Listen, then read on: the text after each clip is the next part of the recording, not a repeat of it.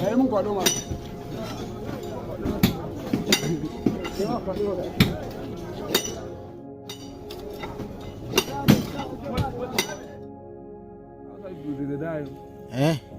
this place? For this place now. As in this thing, like this. If you tell them, say, you don't enter, they will enter. Immediately, this thing can't break like this, and it will fall down. Wow.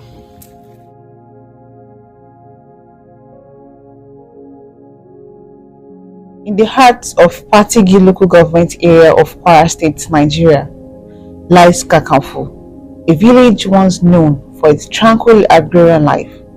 For generations, its hard-working farmers cultivated fertile lands, reaping the bounties of their labor. But beneath this peaceful facade lay an extraordinary secret waiting to be unearthed.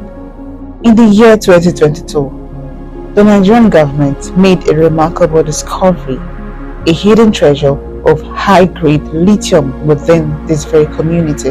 Lithium, the lightest metal and the least dense solid element, has evolved into a linchpin of modern technology. Its vital role in lithium batteries powers devices that drive our interconnected world, smartphones, laptops, and electric vehicles.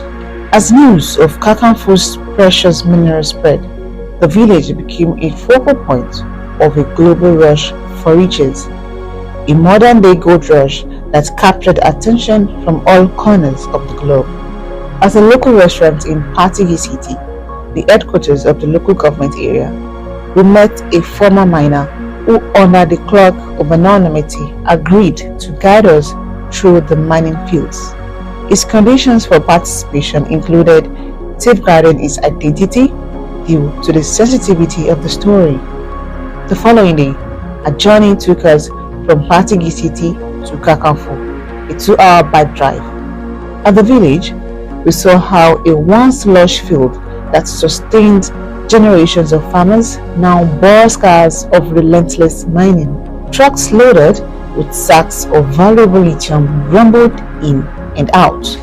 It wasn't just outsiders that were involved. Villagers, enticed by promises of substantial sums, embraced unregulated mining, forsaking their ancestral lands for the allure of quick wealth. The only requirement to mine at Kakanfu is to get a piece of land from a local. Here is Muhammad, a youth leader who had sold a large part of his farmland to illegal miners. Taking us as investors, he offered us a plot for 1.5 million naira. This exchange of land for a financial windfall runs afoul of the stringent regulations laid out by Nigeria's legal mining framework. As we venture deeper into the mining operation, we are met with a tumultuous symphony of machinery, a landscape transformed by towering excavators and water pumping machines among several other mining equipment. We saw several workers removing topsoil at different fields. The mining process is a laborious and perilous endeavor. Miners meticulously drill holes into rock, plant explosives, and then detonate them. Amidst the debris and dust, the sought-after lithium is unveiled, glistening like hidden treasure.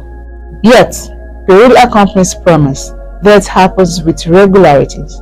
The diggers stood our team, but not even mass casualties filter out. 3 miners were killed in September when a dirt tunnel collapsed. 5. For this place? For this place now. As in this thing, like this. If you tell them, say, you don't enter, they will enter. Immediately, this thing can't break like this, and it will fall down. Wow.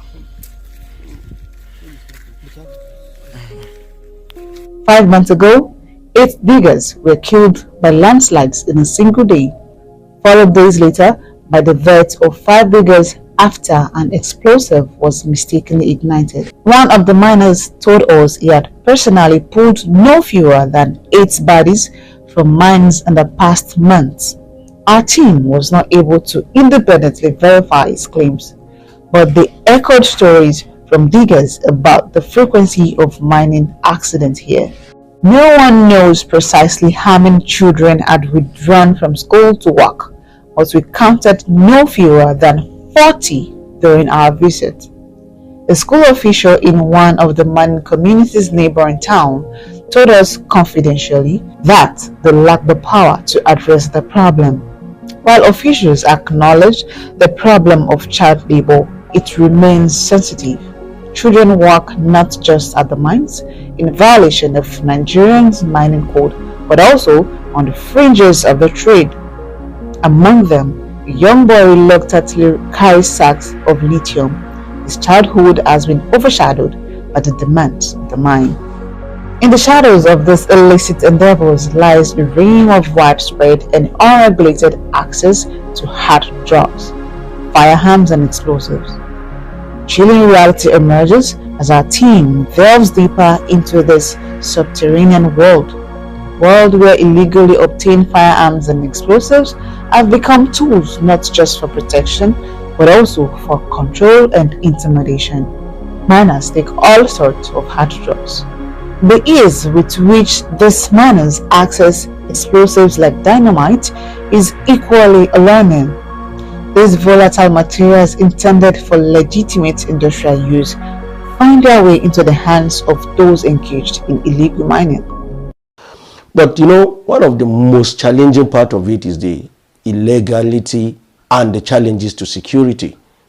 Most of these illegal miners, constitute security challenges because mining itself is one of the most expensive things. It comes with expensive commodity, especially minings like gold, tantalite, lithiums, and coal.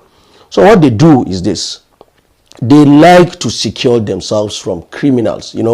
It is from one crime to another crime. These are illegal miners wanting to secure themselves. Most of them, they go with illegal weapons, ranging from AK-47 rifles and other ones. The ramifications of these unregulated activities are far-reaching. The aftermath of our visit to the mining operation area reveals a transformed landscape, an ecosystem scarred by the unrelenting pursuit of lithium riches. Vast pits now mar the once pristine heart, and the air is thick with dust and the acrid smell of chemicals. Beyond the land, water bodies suffer. Kaka stream, once a resilient tributary of the Niger River, now bears the scars of chemical pollution.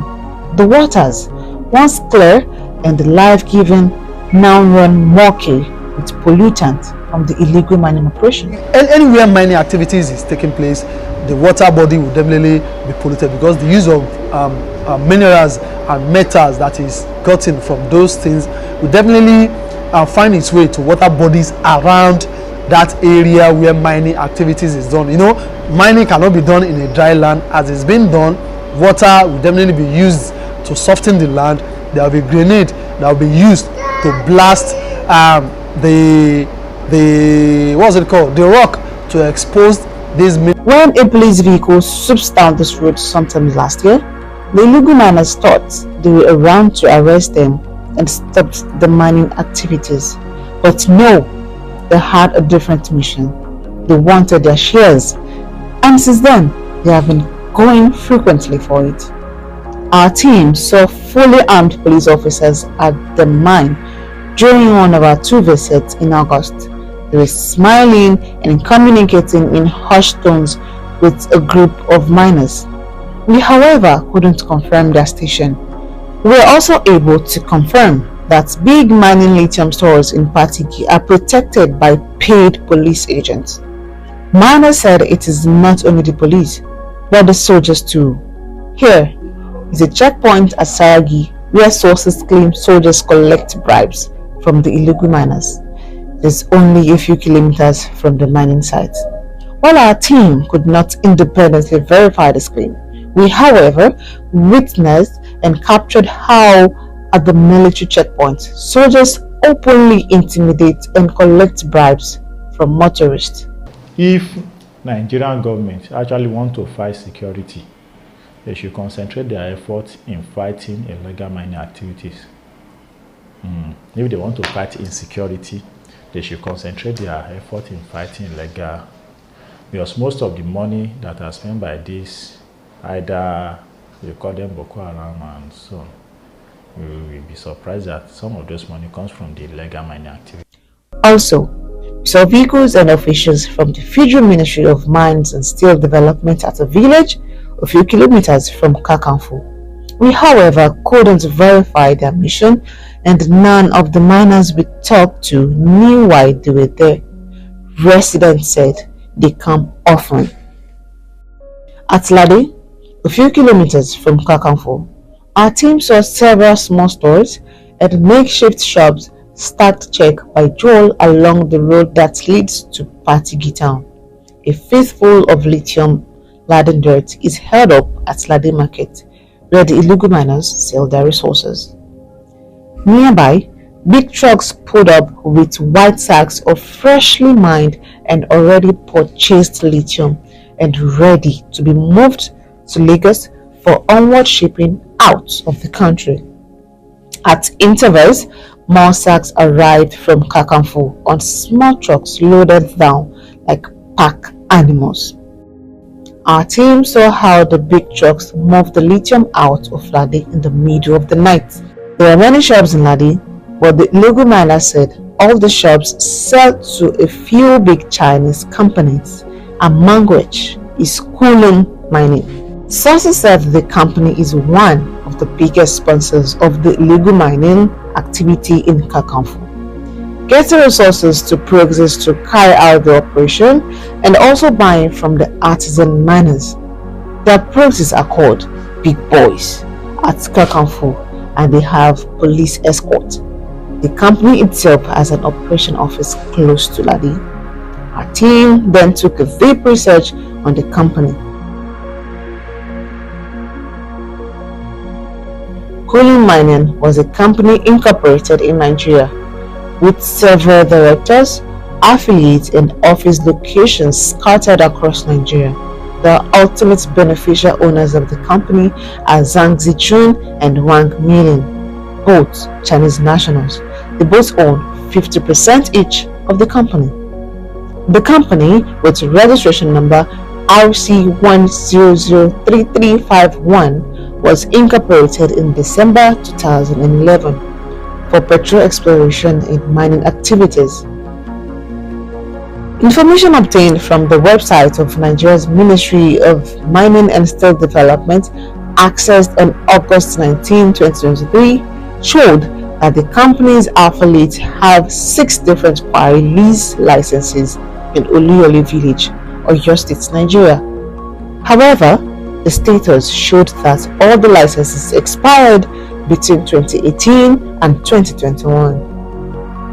Some other companies we were able to link to Kulum include Kulum Construction Limited Incorporated in 2010, Kulum Group Limited Incorporated in 2013, Kulum Build Projects Limited Incorporated in 2007.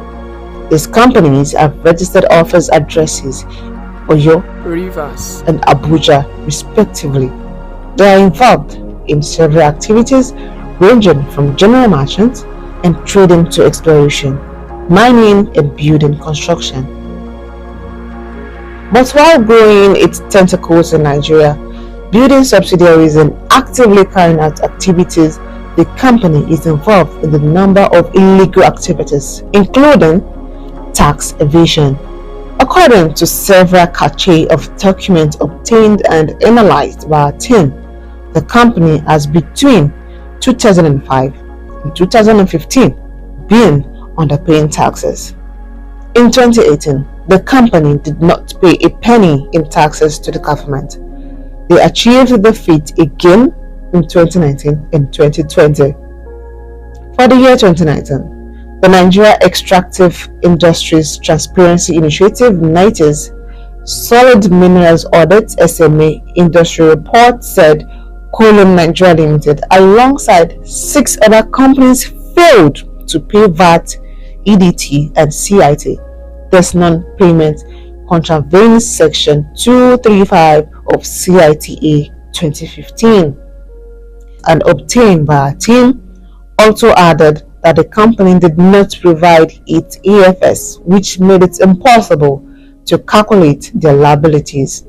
It recommended that Nigeria's revenue body, the Federal Inland Revenue Service (FIRS), should carry out a comprehensive tax audit to recover all unpaid taxes by the company. Again, in the year 2020, the report said Cooling Nigeria Limited alongside 5 other companies refused to pay VAT, EDT and CIT.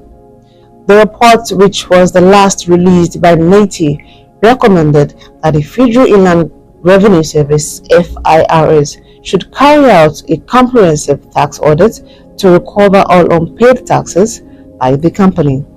While several Chinese nationals have over the years been arrested across Nigeria, Kwara inclusive, for varying illegal mining activities only if you have been jailed. In 2020, the then Minister of Mines and Steel Development, Olamilekan Adegbite, lamented that some political godfathers put pressure on the government to free Chinese nationals arrested for illegal mining in Zamfara State. There are potential opportunities for legal collaboration between Nigeria and China to promote sustainable mining practices and ensure compliance with mining regulations. It is known fact that China is highly proficient in various mining technologies and practices, which could be shared, with Nigeria to enhance efficiency and safety in the mining sector. Experts continue to stress the multifaceted impact of foreign-aided illegal mining on Nigeria's revenue, economic stability, and sustainable development. This illicit activity not only drains the country's financial resources, but also undermines its long-term growth prospects and exhibits socio-economic challenges. As the relentless quest for lithium continues, the stories of Kakanfu and its villages paint a sobering picture of the tangled web woven by illegal mining, the lure of quick world clashes with the harsh realities of exploitation, environmental devastation, and societal instability.